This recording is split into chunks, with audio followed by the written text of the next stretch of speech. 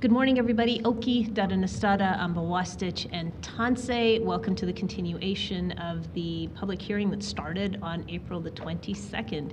Madam Clerk, could we do a roll call, please? Thank you, Mayor. On the roll, Councillor Corral. I'm here. Councillor Chabot. Present. Councillor Chu. Here. Councillor Demong. Councillor Dhaliwal. Councillor McLean. I'm here. Councillor Meehan. Here. Councillor Penner. Here. Councillor Pootmans. Here. Councillor Sharp. I'm here. Councillor Spencer. Councillor Walcott. I'm here. Councillor Wong. I'm here. Councillor Wyness. And Mayor Gondak. I'm here. Thank you, Mayor. Thank you. Madam Clerk, if I can ask, could we start with just an understanding of what next week might look like, please? Absolutely, Mayor Gondak. We will put the schedule on the screen for you. And as a point of clarification, the schedule that you will see is the schedule that has been created with input of the Chief Administrative Officer as well as members of the executive leadership team. The only vote that Council has taken is with respect to May 13th. Council took a vote to set members of Council's questions to administrations and moving any motions to Monday, May 24th at May 13th at 11:30. From there, the proposal for your consideration is to continue the overflow should it be needed into Tuesday, May 14th, starting at 1 o'clock to 9:30, Wednesday, May 15th, starting at 1 o'clock into 9:30, and Thursday, May 16th, starting at 1 o'clock to 9:30. Okay. So Council, this is what's being proposed. It is more than likely that we will not need until Thursday the 16th, but that is our last day to wrap this up. And we have the ability to change the start time of these things. And I would say that if we get into Thursday, I have a feeling that InterGov will probably only be about 90 minutes. And so we may wish to start a little bit earlier, but we can determine those things on the day before. So this is what the schedule potentially will look like for next week. Our goal is to be done sooner than Thursday the 16th, but the 16th for sure. Madam Clerk, will this be posted publicly? Yes, it will. We will issue a public service announcement that this is the proposed schedule for week 4, just like we have been with every week throughout the April 22nd continuation. It will be available later today. Okay, thank you very much. And we don't need to do anything in terms of a motion here. At this point, no. The motion has been taken for Monday the 13th. That motion Council took on May 6th, I believe it was. Everything else is proposed and Council can make decisions starting Monday if needed. Is there a way to put on the screen the motion that we passed on Monday so we can see what we have before us? Absolutely. It's ready for you right there. The first part of that motion was to set time for administration's recap presentation to today, Thursday, May 9th at 9:30, and to recess the April 22nd public hearing meeting of Council following that presentation to Monday, May 13th. And then again, the questions have been set as well as the movement of any motions to May 13th. Okay. Council, the one thing I will point out for all of you is that we have a special meeting of Council at 9:30 in the morning on the Monday on the 13th. There is also a Prairie Economic Gateway meeting that is running concurrently between 8 and 11:30. So Councillor Spencer, Councillor Penner, and I may be racing into this meeting to get here for 11:30. So it may be I get here, bang the gavel, and we take a quick recess so we can finish our other meeting. So things are a little bit up in the air depending on how things go, but the goal is to start at 11:30. So just giving you all a heads up. So today we are going to be receiving a recap presentation. If I understand correctly, GM Keane is going to be providing that. Council, this is not an opportunity for you to pose questions of administration. This is simply a recap presentation.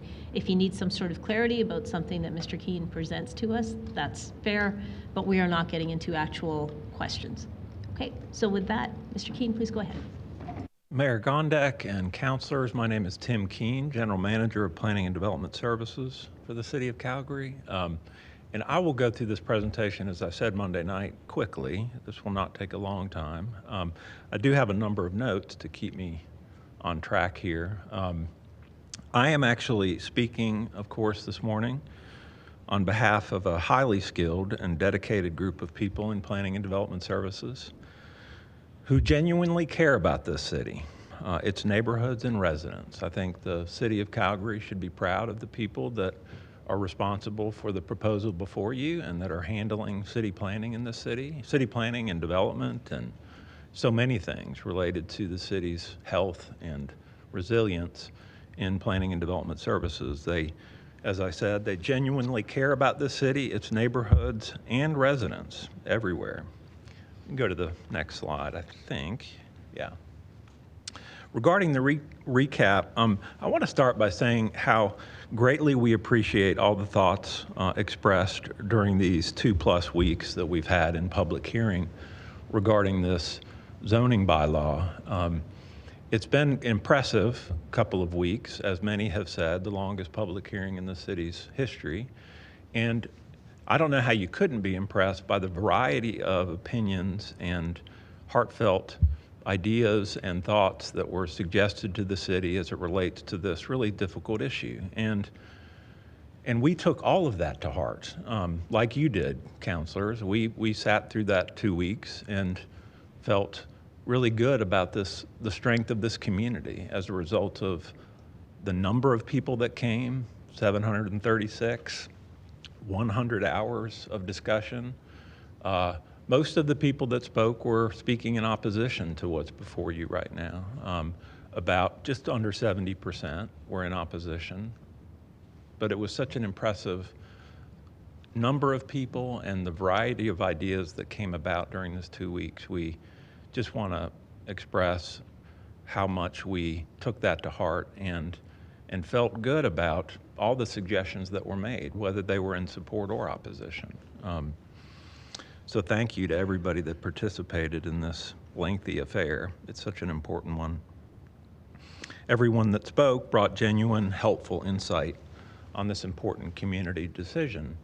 If you go to the next slide, we've got a list of things that were common themes throughout the process. I'll read them quickly. A lot of discussion about affordable housing, and later on the list you'll see housing affordability and questions about what does each of these terms mean relative to this bylaw, but as well as what's the city seeking to accomplish. Is this the best approach? You know, lots of suggestions for other approaches, or concern about whether this was the best approach. Lots of interest in doing the best here in Calgary as it relates to this tough issue that cities are dealing with. Community character, which was expressed in different ways, but I think was pretty consistently about the unique physical characteristics of neighborhoods in Calgary that run a long history in terms of when they were built, therefore they have different kind of physical characteristics. Concerns about the availability and of electricity and whether we have the capacity to grow in this manner relative to the electricity that's available to us. The way that the community was engaged, lots of discussion about that and whether the engagement with residents of Calgary was sufficient or well done, or whether it could have been better, or whether it was great. But just lots of discussion about how important it is that people in the city are involved in these things, understand them, are prepared to participate in a public hearing, are prepared to help with tough decisions like this one. As I said, housing affordability. I'll come back to this issue of affordable housing and housing affordability in a minute. The impacts of development on individuals, on individual properties, on neighborhoods, on the city as a whole. Again, whether our infrastructure is available to handle the growth that we're anticipating. Local area plans, a tremendous amount of support throughout the 2 weeks for local area plans as a way to address how neighborhoods and collections of neighborhoods are growing in a more detailed way. The need for more housing, which I'll come back to.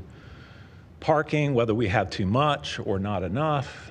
Privacy issues related to new development in neighborhoods and where people are concerned about losing their privacy. Property values, which I'll come back to, but legitimate concerns about how will this affect my property value. The capacity of schools and whether the schools in Calgary can handle this growth, and how would they do that? Tree canopy, is this helpful to tree canopy? Is it harmful? How we handle waste and recycling in the city, and how this affects that in a very local way. And then availability of water and our water infrastructure, and all those issues around water that the city somewhat uniquely has to deal with. I want to close on this particular slide by talking about this variety of things that were brought to surface during this public event, in the sense that some of these things are big community goals that we all share. You know, they're things that we talk about in terms of what do we want for the future of the city as a whole. So for instance, the need for housing. A lot of consent, I think, during this 2 weeks from everyone, including those in favor and in opposition to this particular proposal, a lot of consent around the need. We do need more housing. And even that we need density in the right places. It was often said that we, on both sides, that we need more density, we need more housing. So a lot of consent. And this is a big community goal. And I think there was a lot of acknowledgement that we often heard from speakers that they recognize we as a community need more housing. So that's one scale of suggestion or issue that came up during those 2 weeks. Another was very, very personal things. And this is equally as important. You know, we have these community goals that we share together, but also the individual personal things are also equally as important. So for instance, property values. People are concerned about how will this change my property value? That's a legitimate concern that we care about and have to be careful about. And as we said in the opening presentation when we started this hearing, based on the market analysis in Calgary, there's no evidence that there's any negative impact on the property value of houses adjacent to row house developments. Also, there's no evidence in case study research from elsewhere that shows negative impacts on property values from, you know, this kind of development. We're talking about relatively low scale density, other housing choices in a neighborhood setting. The whole intention is that these RCG type houses are fitting in a neighborhood, and therefore there's not no evidence that there's a negative impact on property values, but want to acknowledge that whether it's property values or privacy, these very personal things are as important as these big, that's the thing we have to balance and navigate, is how do we address both? How do we achieve those big community goals, but how do we also address these very personal things that are important that people are happy in the city? Next slide. So, I want to say that I want to speak very briefly to the issue of change and say it this way, that everyone that's participated in this discussion around this new zoning bylaw and this discussion about neighborhoods and zoning and whatnot, everybody that's come to this podium over the last couple weeks really has been advocating for a certain kind of change. You know, and there was a lot of discussion about change, and the reason for that is that we, as you know, as a city and cities are not going to stay the same. There's no such thing as status quo, really, in a city. Whether you like it or not, things are constantly changing. So if you're advocating for a certain way of approaching growth and development, you're advocating for a certain kind of change. Whether you're in support of this particular proposal or against it, you're advocating for change of some kind. And I would argue that we're just used to a certain kind of change. We're comfortable with that, and I'll come back to it in a minute. But we're used to a certain kind of change, which has proven to be very troublesome for cities, and I'll come back to that. The second part about change is that it's notoriously incremental. And it's not just this kind of change. It's not the individual lot change in a neighborhood like we talked about. You know, the RCG thing is lot by lot in neighborhoods. The effect of this would be change that's very incremental, which is true. But any change in a city is incremental. You take a new development on the edge of the city or a big TOD, that's incremental as well. These things don't happen quickly. Nothing in a city happens in a year or two. It all takes, and it's for so many reasons. You know, it's not just because of the zoning and the regulations. It's all that goes into building something, as has been discussed over these 2 weeks. It has to do with how you build things and the process of doing that, how you finance things. Everything associated with getting something built in a city and the complexities of it means that change is incremental of any kind. And it gets frustrating at times how long things take, but this is incremental and that's incremental. It's all incremental. Also, this isn't about one thing. It's really about most things. And what I mean is that certainly this is about more housing choices in the city so that we've got a greater choice of housing available to more people. It is absolutely about that. But it's also about continuing to build a successful transportation system, which means a safe, affordable, enjoyable choices for more people. This is also about that. This is also about growing in a way that's less water and energy consumptive. I'll mention cities over the last 60 years, but we've learned that there's ways to grow that are more consumptive and less consumptive. This way is less consumptive. It's also about vibrant and resilient neighborhoods with amenities nearby. And it's about growing in a way that you and we, all Calgarians, can afford. The thing is that Calgary is growing. I'm going to go to the next slide, I guess. Calgary's growing. We acknowledge this. We also acknowledge, as most did, I think certainly most during that 2 weeks, acknowledged we need more housing to address this growth.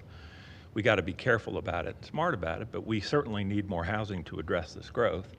This is showing the population growth in the city since 1974. It includes what the population was in 2020, and it's got a projection out to 2028. So you'll see about 200,000 additional people between 2020 and 2028 is the projection. Pretty steady. There are, if you zoom in on this and take a 10-year increment of it, you'll see some periods where we plateaued in population, we grew less, and then we started growing again. But you can see over a longer period of time, it's been a pretty consistent rate of growth in the city of Calgary. In the long run, we expect that to continue. We need more housing. We need more choices for housing of all kinds. We need more detached homes, clearly, big ones and small ones. We need more apartment buildings. We need everything in between. We need all of these choices. And zoning is how we regulate those housing types. The reason we're here debating the zoning bylaw is because for cities, all of them, including Calgary, zoning is the way that we regulate these housing types. We're growing. We need more housing. I think we all agree on that. The way we regulate housing is through zoning. So we are here to talk about allowing more choices in our zoning for the types of housing that we build. The pattern in other cities over the last 60 years has been that we accommodate growth by growing out in pretty extreme ways. I mean, Calgary is a pretty compact city relative to cities. And if you look at others that have grown much more substantially over the past 60, 70 years, you'll see that that growth is substantially accommodated by growing further and further into the landscape. That has been the pattern in cities in North America for the past 60 years, period. And there are some that have been mentioned over these 2 weeks that are the extreme of that example. And Calgary said, that's not for us. Calgary has said multiple times, we're not going to grow in a way that diminishes our existing neighborhoods and destroys nature in the process. Calgary has said that. The municipal development plan says it. And it says we need to be careful. We've got to have 50% of our growth be in new communities at the edge, and we're going to be really careful about those. You know, we're going to consider those and be careful about them and do better versions of those, 50% new communities.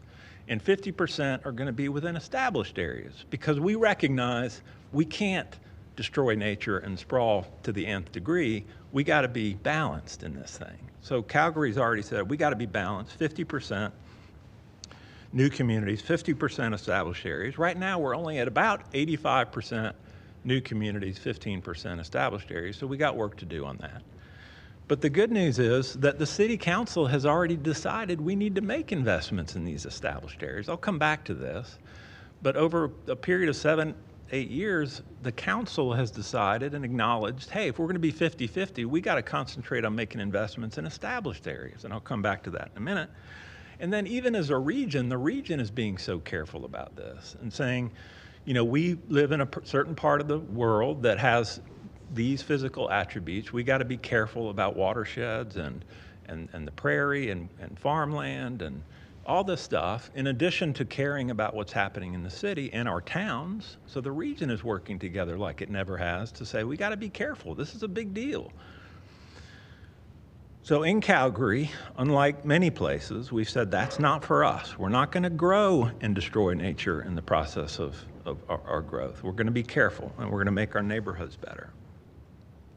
As I said, we need everything that's been suggested during this hearing, including more transit-oriented development near our light rail and bus rapid transit stations. We need big and small detached houses.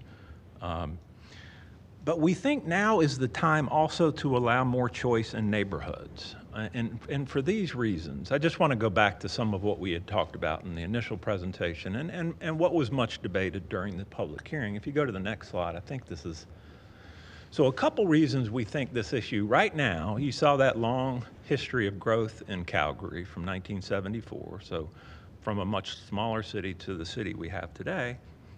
We think right now this decision about the zoning bylaw and allowing more housing choice is important for a couple of reasons as it relates to what's happening in our neighborhoods, and this is the first one. This shows new construction in RC1 and then RCG, of RC1 types and RCG types since 2018 in the city. So what you'll see here is the blue is RC1, so these are detached homes, of course, and then the RCG types are in the gold, and this is the prices for those since 2018.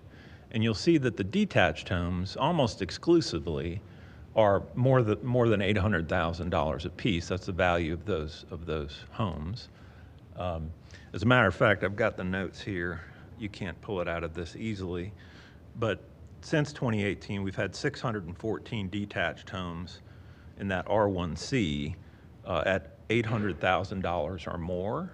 And also over that period of time, we have 437 of 3-unit buildings, more the RCG type, so at least 3 buildings in a structure at less than $800,000. That's per unit. And 257 of those RCG types are less than $600,000 a piece. So I just want to acknowledge, okay, why do this? You know, we're growing, got it. We need more housing. Seems to be a lot of agreement around that. Zoning is our way to affect these things. What we see happening in the neighborhoods is we're really building more expensive detached homes, which is fine because some people need that, and that's great. And we need more of those, clearly. But the choice part gives us the ability to get to some lower prices when it comes to these neighborhood settings. And I'll come back to this in a minute. But anyway, I just wanted to mention this is one of the phenomenons that we see that leads us to believe, hey, we got to be careful as we're growing. Remember, we don't want to sprawl everywhere, and we want to make our neighborhoods better. So look at this. Maybe we need more choice. And then the second point I wanted to make, I'm sorry, I think I have, go to the next slide, just to acknowledge those types. This goes back to the initial presentation again, and what types are we talking about? What I'm talking about here, of course, is the detached home and then other neighborhood scale buildings, whether it's a row house or townhouse and that kind of thing. So that's why we're here, in the sense that growing, need more housing, zoning's our way, we need more choice, we think, based on the way prices are going. And then the last piece, this is the other phenomenon I wanted to mention, because there was a lot of discussion, if you go to the next slide, about the demolition of what I'll call naturally occurring affordable housing in our neighborhoods, which is to say more modest single-family homes. Many mentioned this, and it is a great concern. You know, you've got a modest bungalow in some of these older neighborhoods, and that's a source of affordable housing in many ways, clearly.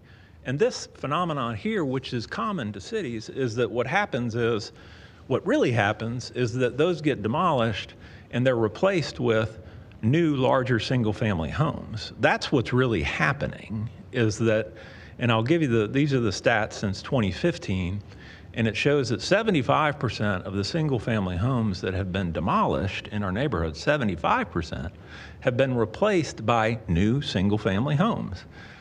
And 96% of those new single-family homes are larger than the single-family home they replaced. So just to be clear, this is the other concern is that, hey, the detached house is more expensive. And number two, what's happening now in our neighborhoods is we're demolishing these modest ones and replacing them with larger ones that are more expensive. I mean, that's what we saw in the last chart. Those are concerns. Not that we don't need all of them. We need detached homes too. We need all of these types, but maybe we should bake into our regulations now, trying to get to that 50-50, more choice, since evidence shows us those are less costly, on a per unit basis. If we go to the next slide, thank you. I want to shift here to talk about the housing strategy and get into this issue of housing affordability versus affordable housing. But I want to start with the housing strategy more generally. And make the point, and this is important, I think, because there was a lot of discussion about the housing strategy. First, for me, that 4 of the 5 outcomes that were identified in the housing strategy really relate to efforts that we make as a community to help very low-income people and to help people that have traditionally been discriminated against. And this is a real focus of the housing strategy, and is very low-income people that need our support most as a community and those that have been discriminated against. 4 of the 5 really concentrate on that. And then the first one, their outcome 1, is what we're here speaking about now. But I want to acknowledge all the effort that's gone into the other 4. And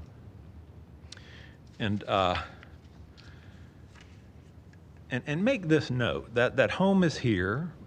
The City of Calgary's housing strategy includes, as has been said many times, 98 actions that will help us build more housing of all types. These actions will collectively work to increase the supply of housing, support affordable housing providers to make a positive impact, enable the city's housing subsidiaries to improve service delivery, ensure diverse housing choice to meet the needs of equity-deserving populations and address the affordable housing needs of Indigenous people living in Calgary. As a matter of fact, since Council's approval on September 16th last year of the housing strategy, the city, across departments, has begun implementing numerous actions related to this. And I wanted just to touch on for a minute, that just because it's mentioned many times, the issue of the use of city property and how important that resource is to this community when it comes to housing. And since the strategy was adopted by Council, the city's working to utilize 11 city-owned sites to support the development of more than 500 homes. This includes the Parkdale land use application. I mentioned the application just because it was before Council this week. So you've got the Parkdale piece that includes city property that came through you this week. That is one of those, that actually is more than one. It's several of those city properties that are involved in the Parkdale piece that came to you this week.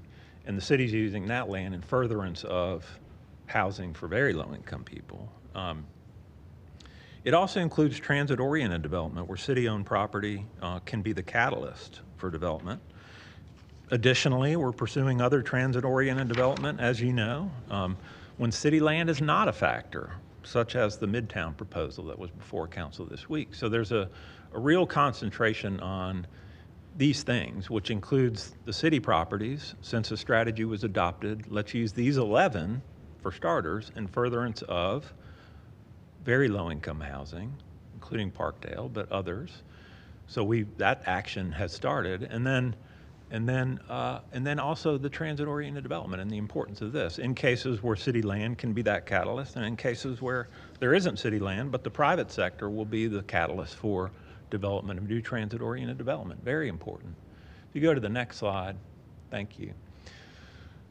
So because I'm using these terms, and there was a lot of discussion of this during the hearing among those that came, I wanted to talk about housing affordability versus affordable housing. It is an important thing to talk about, I think. So when it comes to housing affordability, we're talking about the fact that everyone in Boise, no matter your income level, deserves and needs housing that is affordable to you.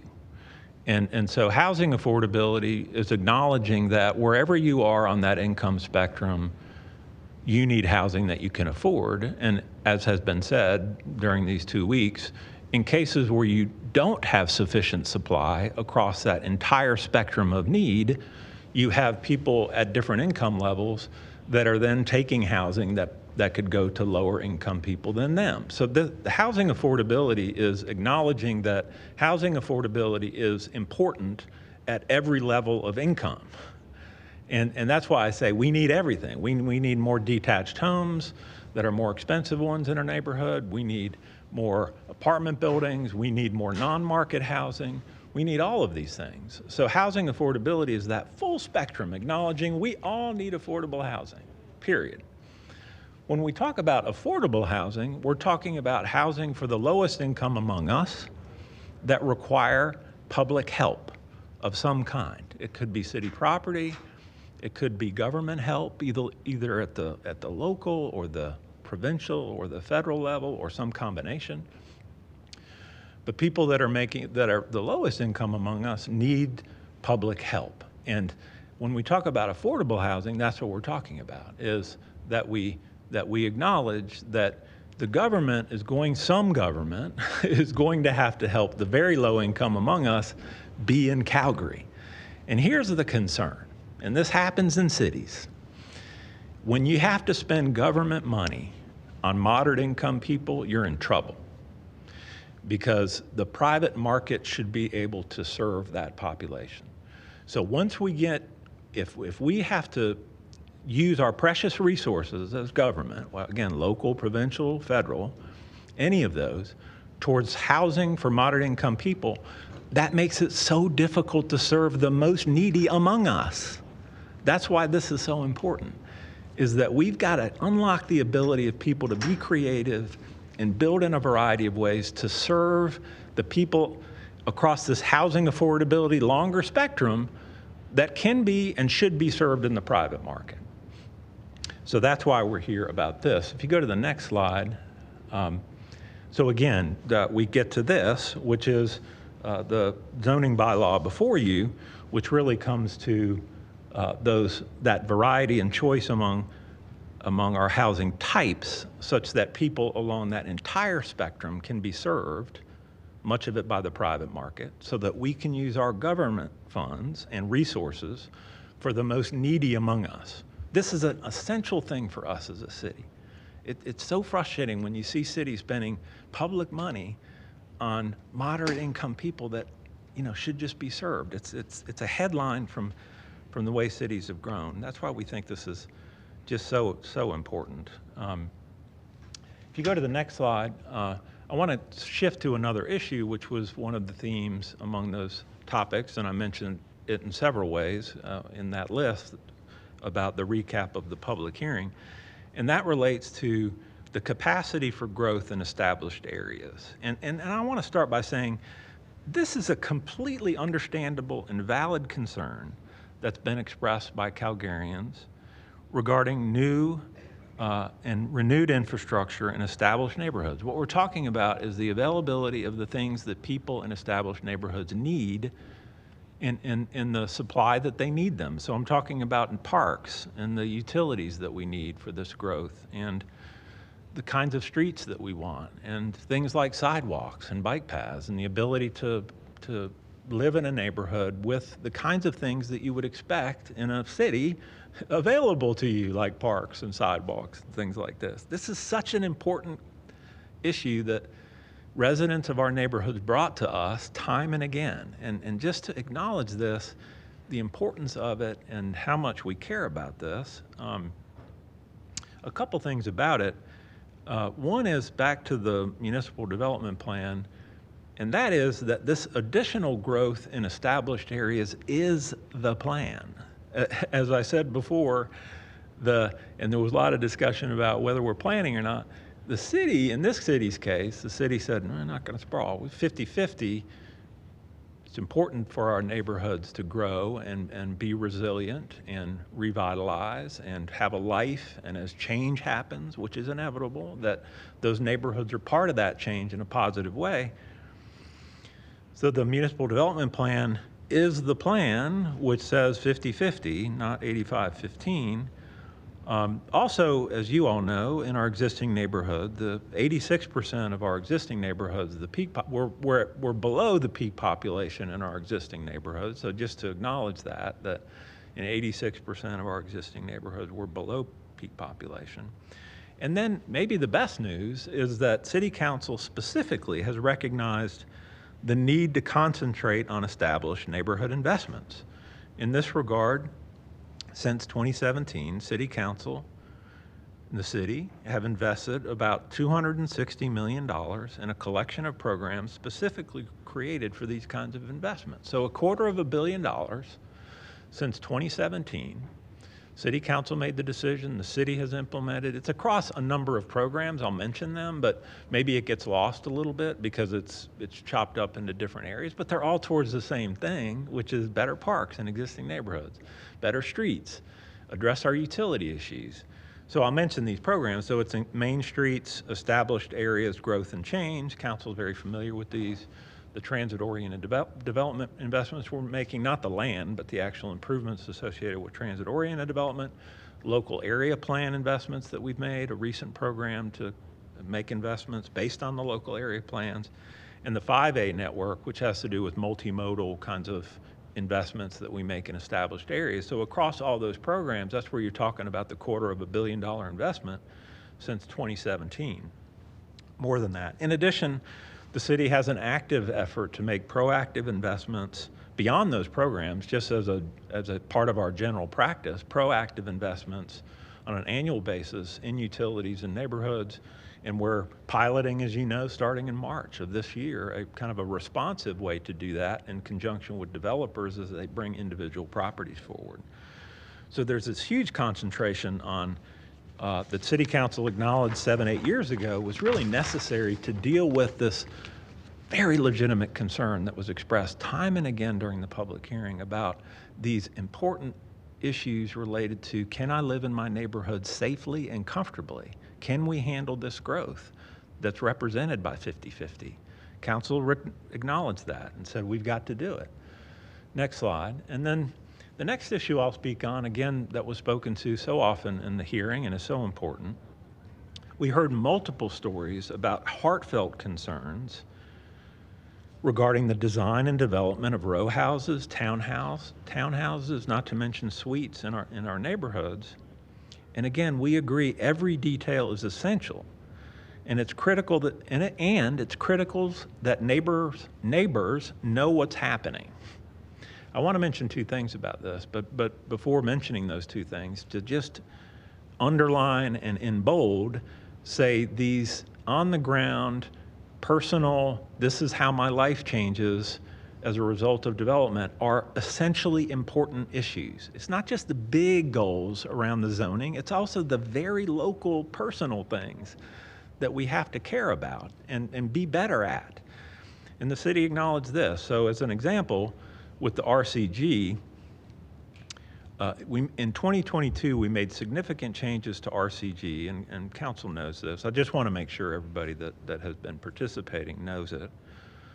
We made significant changes to RCG to address concerns about rear yard heights, landscaping, and waste disposal, very much in response to the kind of concerns you all heard for the last 2 weeks about these things.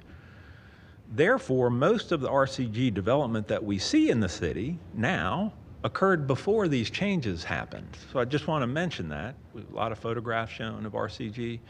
It's important to acknowledge that we spent 8 years with RCG. You could call it what you want. There was a 8-year period when it was initially brought into the ordinance that we lived with it. We learned, hey, we could do these things better. So we made significant changes to RCG in 2022, which is very recent. And in a 2022 edit to the RCG, not much has happened since then. Things take time.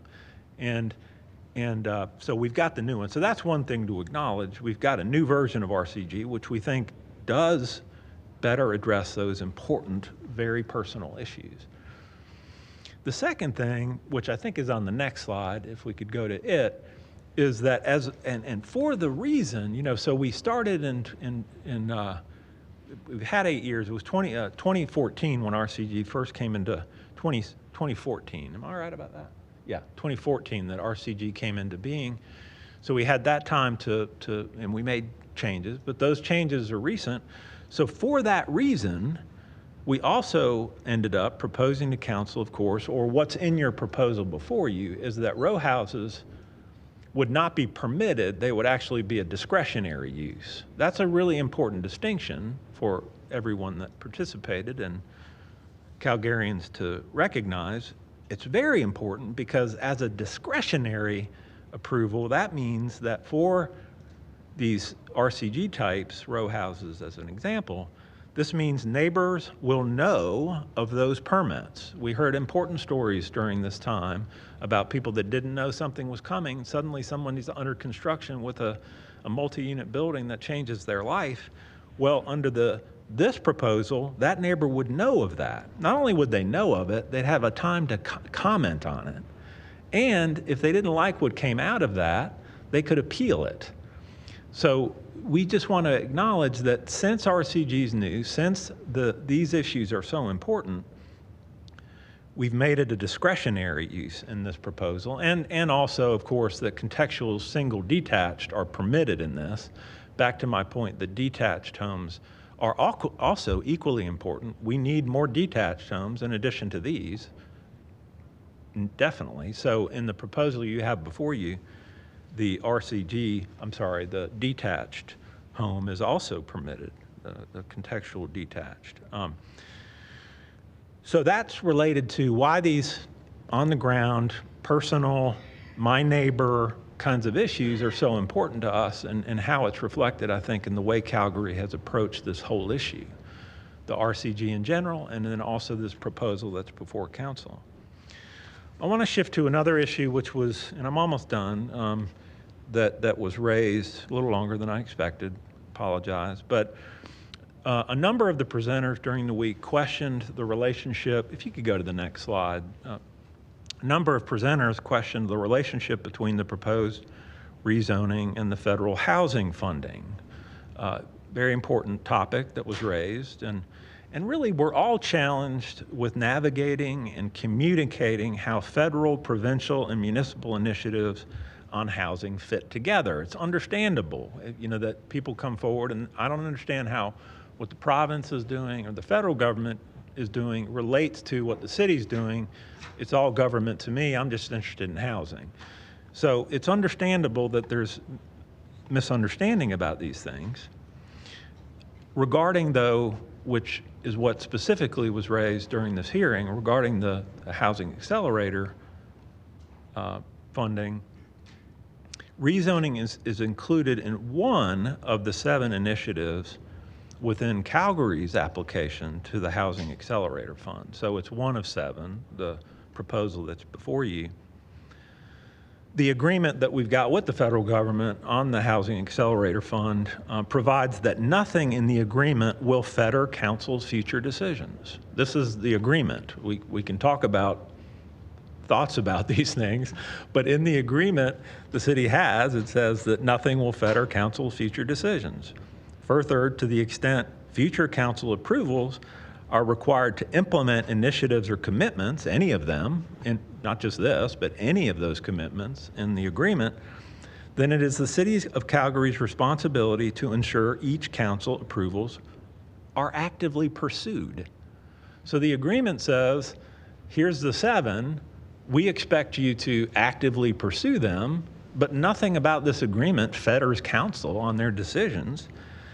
The Housing Accelerator Fund agreement contemplated council making this rezoning decision solely based on the planning considerations.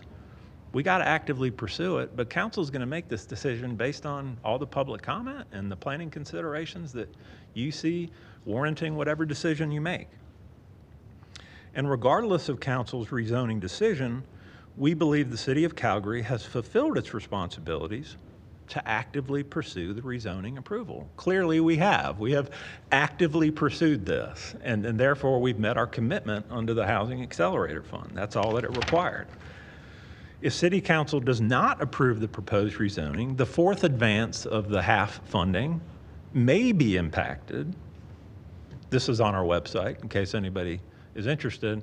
However, council's decision on the rezoning amendment must be made solely on the basis of relevant planning considerations. So, you know, the what's before you is about what's before you, which is the community's thoughts about the new zoning bylaw and how it will affect their neighborhoods, and all of the planning considerations that have been presented to you by not only us, but everyone that's participated. That's what's relevant to this decision, period. And with regard to the agreement we have with the federal government, that acknowledges this, that all we'll do is actively pursue this. We've done that. We've met our obligation, and it's up to you to decide what you do.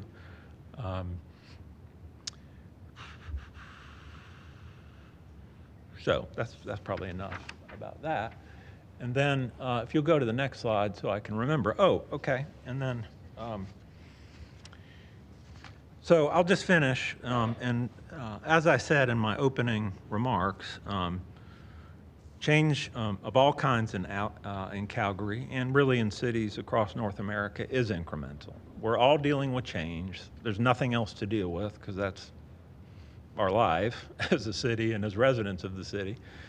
It's incremental of any type. Any suggestion that was made during these 2 weeks is incremental change. It will not happen quickly. It will take time of any kind. The good news is, as a city and community, Calgary has been thinking for years about avoiding the mistakes of other cities that grew rapidly over the past 60 years.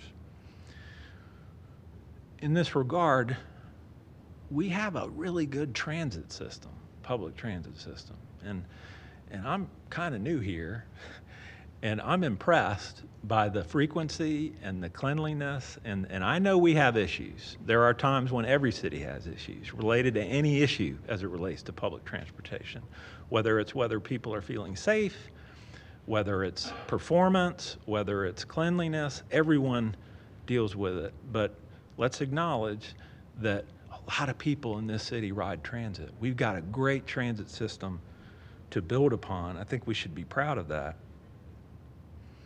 Also, we have already started making investments in these established neighborhoods.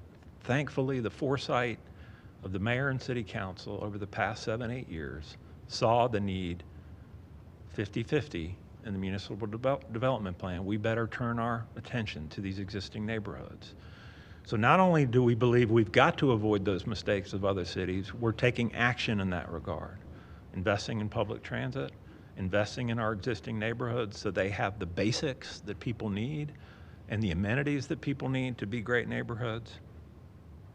Continued concentration on these neighborhoods, our existing neighborhoods, will mean that growth makes them more vibrant and renewed. The pattern in the past 60 years has been we keep growing out, which means that established neighborhoods get neglected, all the investment goes out, existing neighborhoods diminish, aren't vibrant and renewed, they're left there, and we concentrate on out. That's not what Calgary did. They said we're going to concentrate in as well as out. This decision on greater housing choice, or greater choice in housing, is an important one. It, of course, is not everything. It's not at all everything. It's just one thing. But it's a significant step in the right direction, we think, for Calgary right now. And so, Mayor, that is the conclusion of my remarks, and appreciate this. What did it end up being? Almost an hour. I said it was 30 minutes the other night, but I did have 2 more days to work on it, so give me that. So it got a little longer, but thank you for this chance to recap and speak for the staff regarding what has been a really important and healthy, we think, public discussion over the last 2 weeks about such an important decision you have before you. I hope this was helpful, and as you know, staff will be ready on Monday to start answering your questions and getting into the nitty-gritty of where we go with this decision. So thank you, Mayor.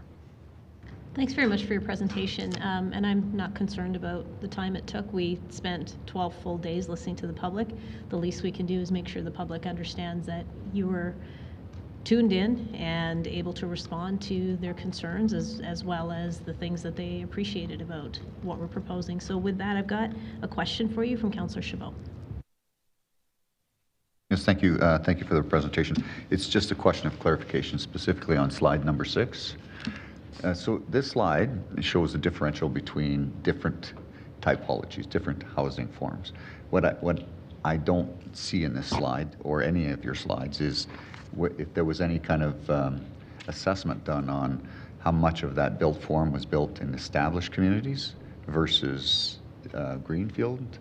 Well, this would be all established communities. So this is entirely established communities. This is all So established? Yeah. So it's RC1 and RCG. So it's all in those established areas. Okay. Do we have any numbers on the greenfield? Not in this slide. We can get that certainly, Councillor. But this was really speaking to this issue of the established neighborhoods where we're proposing this RCG. Yeah, no, it'd be nice to have a comparative analysis For the to new look at ones how as much well. of the different Yeah. typologies are built in the greenfield as compared to the established. Yeah. Thank you. Thank you. You've got a question from Councillor Wong as well. Thank you, Mayor, and thank you, Mr. Keane, for the presentation. Similar to Councilor Chabot, this question here is new construction, RCG, new Correct. construction, RC1s.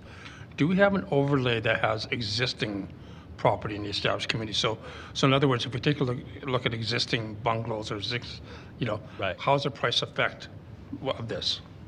Well, first, Councillor, let me acknowledge that you're correct. This is all new construction during that period from 2018 to 2023 in those established neighborhoods. So this is all new construction. So essentially what we were concentrating on here with this particular slide is what are we producing now that's new in these neighborhoods? So that's what this was about. And what we see is that we're producing all important housing, but that the detached homes that we're producing now, new ones, are more expensive than the RCGs. And this was acknowledged. You'll remember multiple presentations during the public hearing kind of said, if you're going to be more affordable, you're going to be attached. I didn't include apartment buildings on here, but those would be even more affordable. But Councillor, to your question, what you're asking is, what about the existing properties, right, in these RCG neighborhoods in terms of value? Is that right? Yes. Over that same period? Because what we've heard, and I don't want to get into debate, but just what we've heard is the existing stock affordability versus new stock affordability. Right. For us, I think it'd be That's a important great to see point. what the contrast is. That's all. And we can dig into that. I will say that's why I included that second data point here, which is demolition of existing modest homes, because to your point, Councillor, that was mentioned so many times. We're losing these more modest single detached. Bungalows was mentioned often. And what we actually see is that in 75% of those cases, they're replaced with another single home that's bigger than the one they replaced. So we're getting more expensive single family. But we'll dig into your question so we have it for next week. I appreciate that. Thank you. And Mayor, these slides I don't believe are on eScribe. I believe they are coming up. Is that correct? I'll clarify it with the clerk, but I think what ends up happening is on each day that we're given a new presentation, you have to open the eScribe for that day, and these will be in there. Is that correct? That's exactly right, Mayor Gondek. So the slides were distributed in the meeting today, which is May 9th. So that is the meeting site where you will find them. We will also post them for the public on the city clerk's agenda page on calgary.ca. And if you wouldn't mind, as you do sometimes, if you could put the eScribe link in the Teams chat, I think it would make it easier for colleagues. Thank you very much. Absolutely. Great. I don't see any other questions of clarification, so thank you very much for the presentation. We are going to adjourn now. We will be back here at recess, not adjourn. Yeah. See what I tried there? We're going to recess until 11:30 on Monday morning, May the 13th. We'll see you all then.